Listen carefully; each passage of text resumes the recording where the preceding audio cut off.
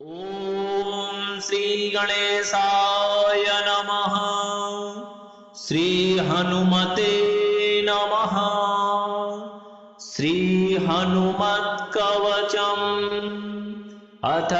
ध्यानम्।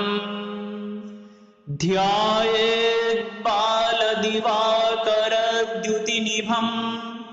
देवारिदर्पापहम् देवेन्द्रप्रमुखं समस्तयशसं देदीप्यमानं रुचा सुग्रीवादिसमस्तवानरयुतं सोऽव्यक्ततत्त्वप्रियं सन्दक्तारुणलोचनं पवनजं पीताम्बरालङ्कृतम् अथ कवचम्। प्राच्यां वज्रतनुः पातु आग्नेयामग्निनाजितः याम्यां पात्वञ्जनीपुत्रो शोकघ्नः पिङ्गलेक्षणः नैऋत्यां पातु दैत्यघ्नो वारुण्यामब्धिलङ्घनः वायव्यां वायुजः पातु प्रयत्नेनोत्तरादिशः पातु लक्ष्मणशोकघ्नो गमनः सर्वदा महान् ऐशान्यामीश सम्पातु पातु यत्नेन नान्यथा ऊर्ध्वमूर्धात्मनः पातु अध पातालसाधकः त्रिशिरोघ्नः शिरः पातु भालं भालेक्षणः प्रभो कर्णौ पात्वे प्रकरणस्यास्तथा क्षण्ययसंहरः हनुमान् मे हनु पातु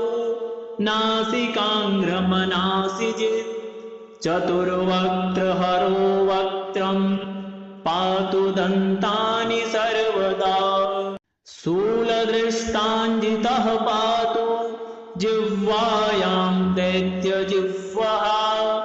भुजौ भुजायुधः पातु स्कन्धौ मे स्कन्धिकारकः अङ्गुलीः पातु रामस्य वर्णाङ्गुलीयधारकः नखान्नखायुधः पातु कङ्किनी भञ्जनस्तनौ वक्षः पात्वस्म वक्षघ्नो महोदरहरोदरम् केसरी नन्दनो मध्यं पातु पूर्वं प्रयत्नतः नाभिं पातु सदा पद्मा नाभश्च निजशक्तिमान् पृष्ठं पातु रणे पृष्ठं नादेयः सर्वदा हितः नाभिं पातु सदा पद्मा नाभश्च निजशक्तिमान् पृष्ठं पातु रणे पृष्ठं नादेयः सर्वदा हितः गुदं रक्तगुदः पातु गुह्यं गुह्यस्वलिङ्गकः उरु पात्वहितस्योरु भञ्जनो ग्रामशत्वरः स्थूलं जङ्घाख्यसंहारः पातु मे जङ्घयोर्द्वयोः दैत्यानां शीर्षविन्यस्त पादः पात्वनिसंददौ यत्नेन सर्वकर्माणि मर्मज्ञः पातु सर्वदा रक्तरोमाव्यध्वंसी रोमकूपानि पातु मे अन्निपात्वहितावध्यः रात्रौ रात्रिजयाधिकः सन्ध्यां सन्ध्यानकारण्यां रामायानीय दत्तवान् संग्रामे तु महामोहान् सर्वदा सर्वतो जय जले ग्रहरहरः पातु वने लङ्का वनान्तके स्थले भीमाग्रज पातु गिरौ गिरिवनेश्वरः सङ्ग्रामे बलवान् पातु अग्नौ लङ्काविदाहकः गृहे मां पातु सर्वत्र कदलीवनमन्दिरः हनुमत्कवचं यस्तु पठेद्विद्वान् विचक्षणः तत्फलं पुरतः सर्वं वक्ष्यामीहमुनीश्वर प्राच्यां वज्रतनुः पातु आग्नेयामग्निनाजितः यां यां पात्वञ्जनीपुत्रो शोकघ्नः पिङ्गलेक्षणः नैऋत्यां पातु दैत्यघ्नो वारुण्यामब्धिलङ्घनः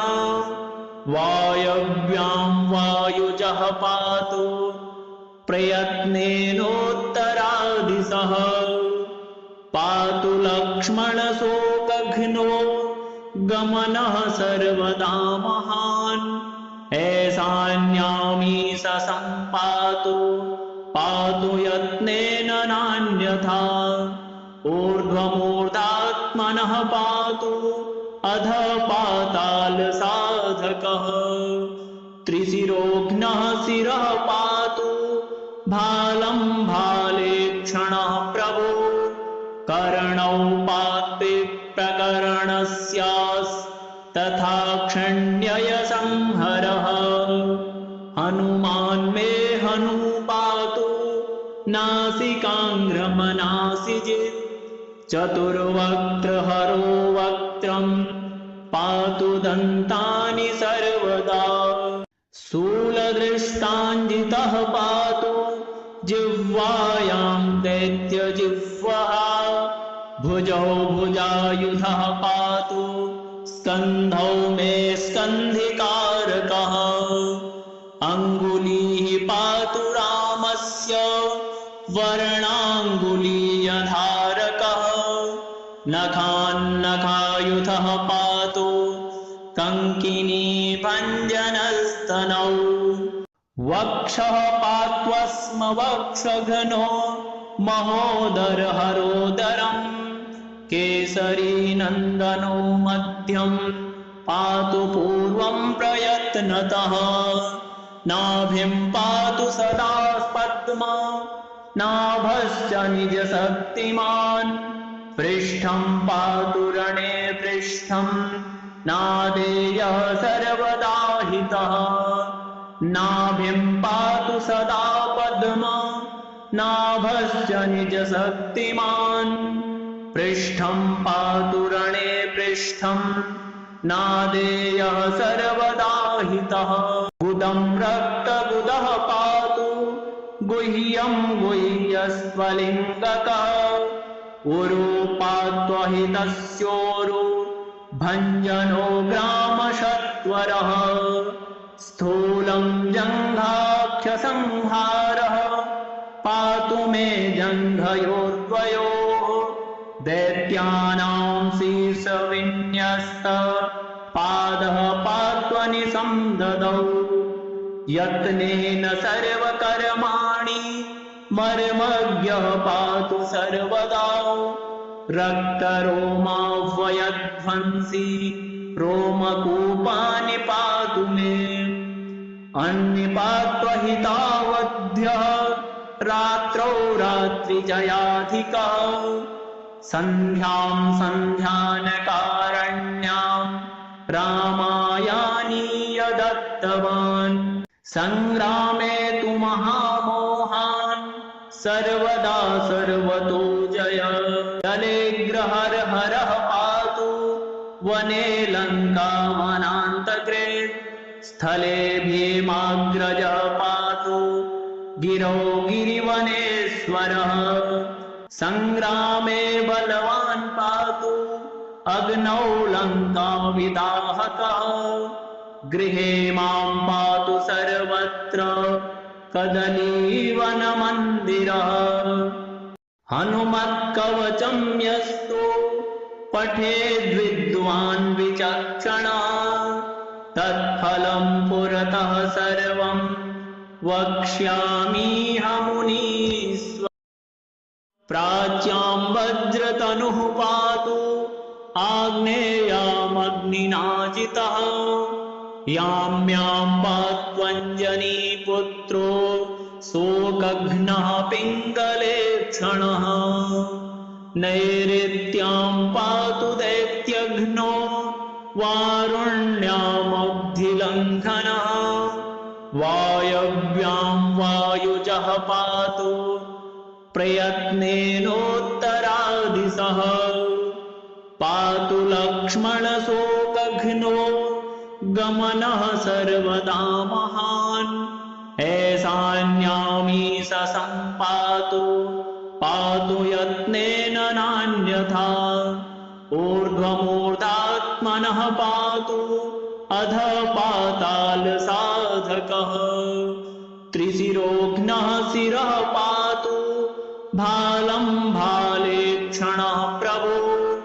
कर्णौ पात्वे प्रकरणस्यास्तथा क्षण्ययसंहरः हनुमान् मे हनुपातु नासिकाङ्ग्रमनासिजित् चतुर्वक्त्रहरो वक्त्रं पातु दन्तानि सर्वदा शूलदृष्टाञ्जितः पातु जिह्वायां दैत्यजिह्वः भुजौ भुजायुधः पातु स्कन्धौ मे स्कन्धिकारकः अङ्गुलीः पातु रामस्य वर्णाङ्गुलीयधारकः नखान्नखायुधः पातु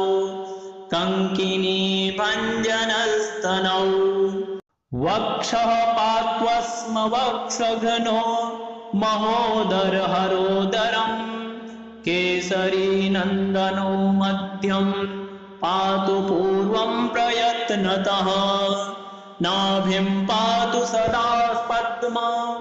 नाभश्च निजशक्तिमान् पृष्ठं पातु रणे पृष्ठं नादेयः सर्वदा हितः नाभिं पातु सदा पद्मा नाभश्च निजशक्तिमान् पृष्ठं पातु रणे पृष्ठं नादेयः सर्वदा हितः गुदं रक्तगुदः पातु गुह्यं गुह्यस्वलिङ्गकः उरु पात्वहितस्योरु भञ्जनो ग्रामशत्वरः स्थूलं जङ्घाख्यसंहारः पातु मे जङ्घयोर्द्वयोः दैत्यानां शीर्षविन्यस्त पादः पात्वनिसंददौ यत्नेन सर्वकर्माणि मर्मज्ञः पातु सर्वदा रक्तरोमाह्वयध्वंसी रोमकूपानि पातु मे अन्निपात्वहितावध्यः रात्रौ रात्रिजयाधिकः सन्ध्यां सन्ध्यानकारण्यां रामायानीय दत्तवान् संग्रामे तु महामोहान् सर्वदा सर्वतो जय जलेग्रहरहरः पातु वने लङ्का वनान्तरे स्थले भीमाग्रजः पातु गिरौ गिरिवनेश्वरः संग्रामे बलवान् पातु अग्नौ लङ्काविदाहकः गृहे मां पातु सर्वत्र कदलीवनमन्दिरः हनुमत्कवचं यस्तु पठेद्विद्वान् विचक्षणः तत्फलं पुरतः सर्वं वक्ष्यामीहमुनीश्वर प्राच्यां वज्रतनुः पातु आग्नेयामग्निनाजितः याम्यां पात्वञ्जनीपुत्रो शोकघ्नः पिङ्गलेक्षणः नैऋत्यां पातु दैत्यघ्नो वारुण्यामब्धिलङ्घनः वायव्यां वायुजः पातु प्रयत्नेनोत्तरादिशः पातु लक्ष्मणशोकघ्नो गमनः सर्वदा महान् ऐशान्यामीश सम्पातु पातु यत्नेन नान्यथा ऊर्ध्वमूर्धात्मनः पातु अधः पातालसाधकः त्रिशिरोघ्नः शिरः पातु भालं भालेक्षणः प्रभो कर्णौ पात्वे प्रकरणस्यास्तथा क्षण्यय संहरः हनुमान् मे हनु पातु नासिकाग्रमनासिजित् चतुर्वक्त्रहरो वक्त्रं पातु दन्तानि सर्वदा शूलदृष्टाञ्जितः पातु जिह्वायां दैत्यजिह्वः भुजौ भुजायुधः पातु स्कन्धौ मे स्कन्धिकारकः अङ्गुलीः पातु रामस्य वर्णाङ्गुलीयधारकः नखान्नखायुधः पातु कङ्किनी भञ्जनस्तनौ वक्षः पात्वस्म वक्षघ्नो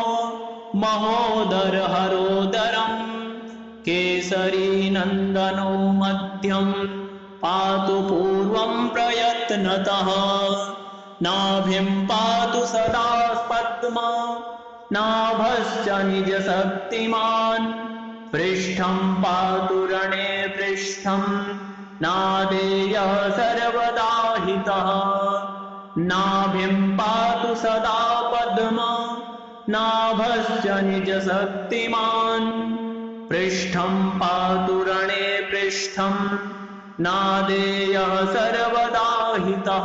गुदं रक्तगुदः पातु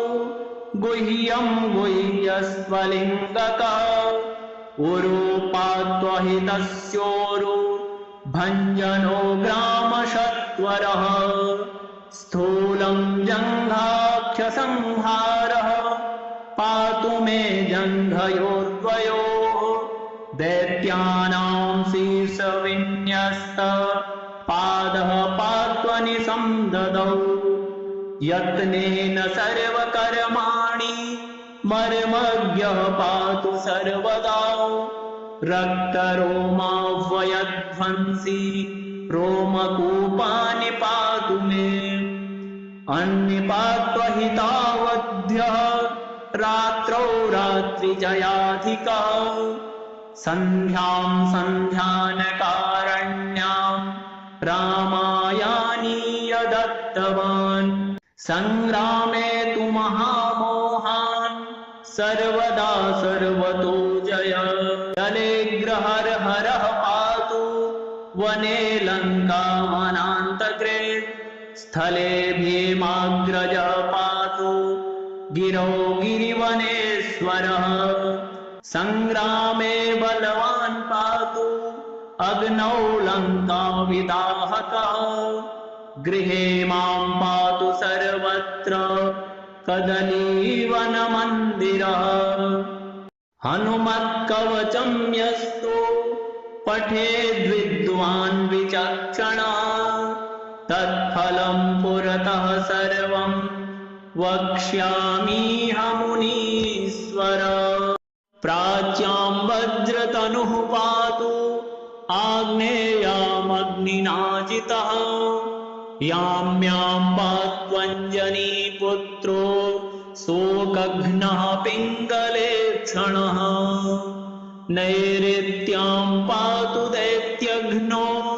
वारुण्यामब्धिलङ्घनः वायव्यां वायुजः पातु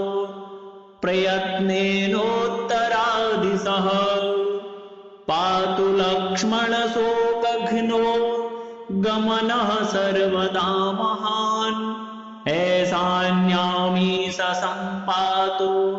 पातु यत्नेन नान्यथा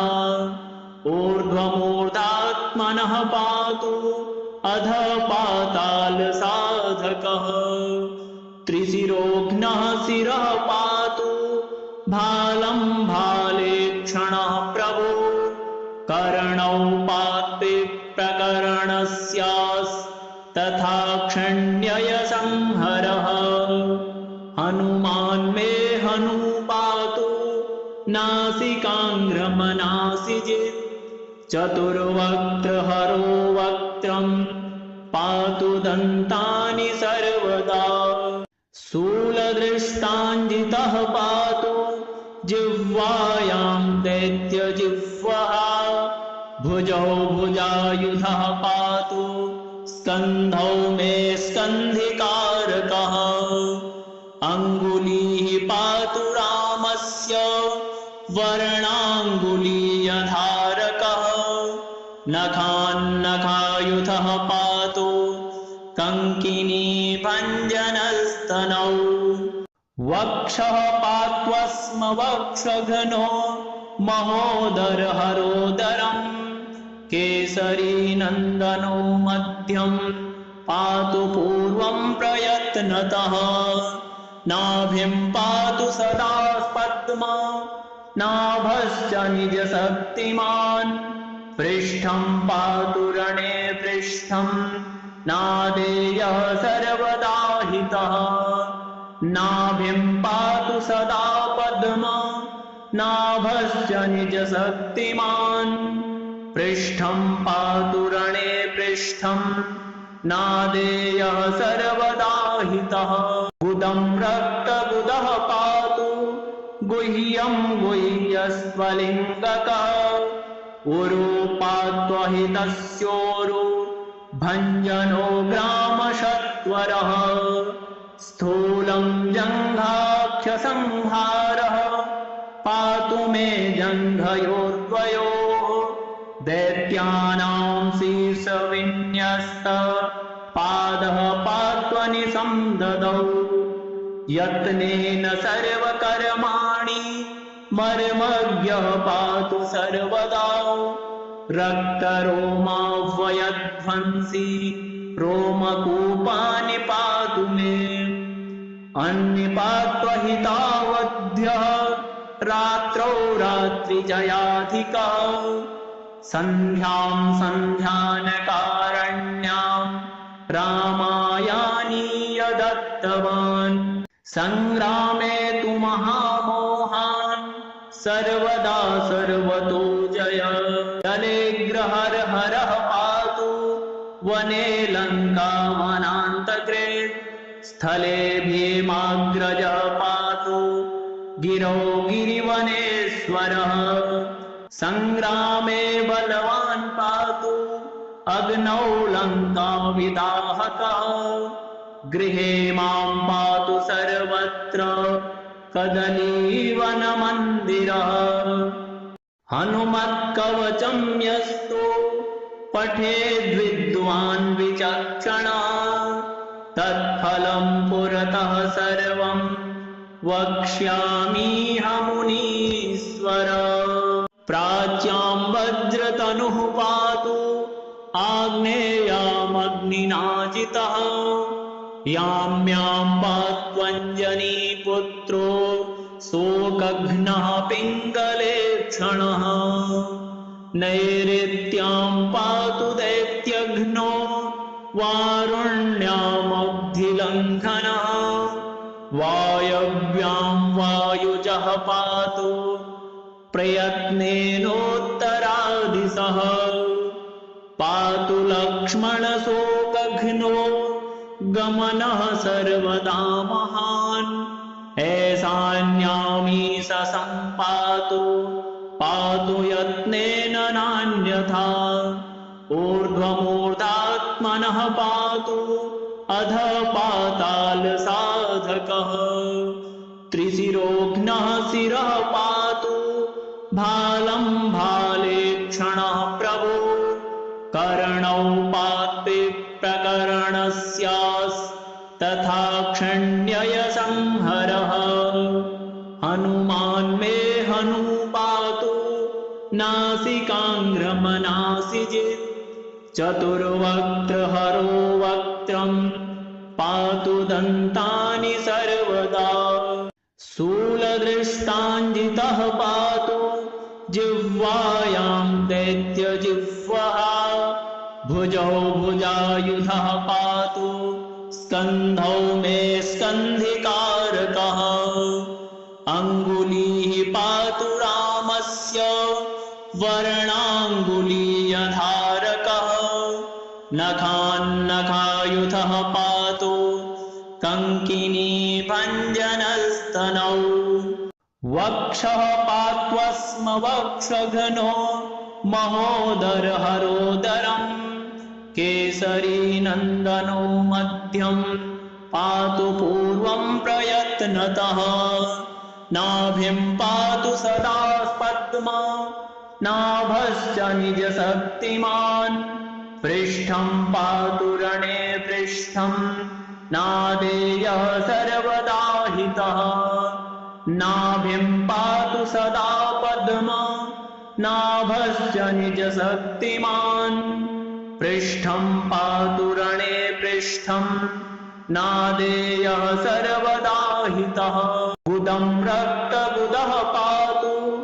गुह्यं गुह्यस्वलिङ्गकः उरु पात्वहितस्योरु भञ्जनो ग्रामशत्वरः स्थूलं जङ्घाख्यसंहारः पातु मे जङ्घयोर्द्वयोः दैत्यानां शीर्षविन्यस्त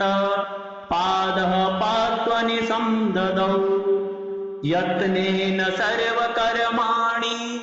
मर्मज्ञः पातु सर्वदा रक्तरोमाह्वयध्वंसी रोमकूपानि पातु मे अन्निपात्वहितावध्यः रात्रौ रात्रिजयाधिकः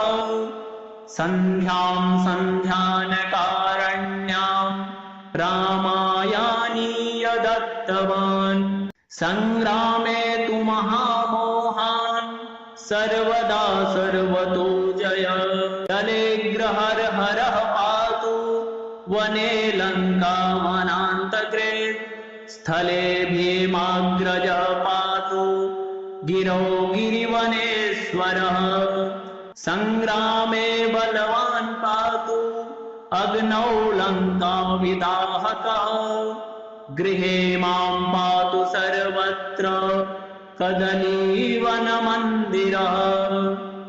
हनुमत्कवचं यस्तु पठेद्विद्वान् विचक्षणः तत्फलं पुरतः सर्वं वक्ष्यामीहमुनीः प्राच्यां वज्रतनुः पातु आग्नेयामग्निनाजितः यां यां पात्वञ्जनीपुत्रो शोकघ्नः पिङ्गलेक्षणः नैऋत्यां पातु दैत्यघ्नो वारुण्यामब्धिलङ्घनः वायव्यां वायुजः पातु प्रयत्नेनोत्तरादिशः पातु लक्ष्मणशोकघ्नो गमनः सर्वदा महान् ऐशान्यामीश सम्पातु पातु यत्नेन नान्यथा ऊर्ध्वमूर्धात्मनः पातु अधः पातालसाधकः त्रिशिरोघ्नः शिरः पातु भालं भालेक्षणः प्रभो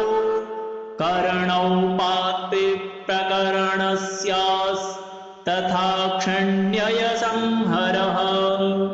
हनुमान् मे हनु पातु नासिकाङ्ग्रमनासिजित् चतुर्वक्त्रहरो वक्त्रं पातु दन्तानि सर्वदा शूलदृष्टाञ्जितः पातु